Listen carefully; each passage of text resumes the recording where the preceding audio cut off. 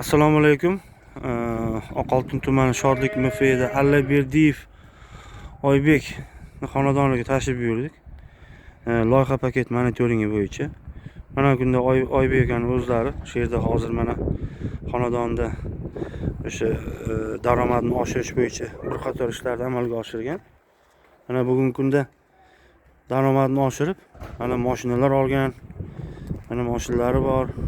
Mana bu yoqda qishloq xo'jalik texnikasi bilan nima qilgan xonadon daromadini oshirgan. Mana hozirgi kunda mana Oybek aka xonadonidamiz. Bularga chorvachilik yo'nalishida kirit berilgan. Mana bu yoqda ularda chorvalari, bu yoqda og'ilxona, molxonalari bu yoqda.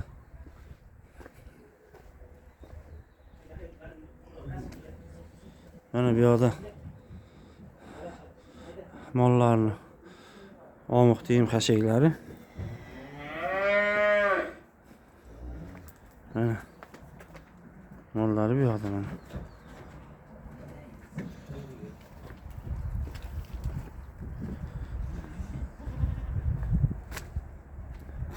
Mana Oybek aka bugungi kunda hozir daromadingiz 70 millionga yaqin bo'ldi, xudo xolasa. Ha, xudo xolasa, undan ham sal oshib qoldi. Ha, mana daromadlarni oshirib, mana chorvadan baraka topib, mana ichkarida yana mollari bor. Bu yoqda ham bor.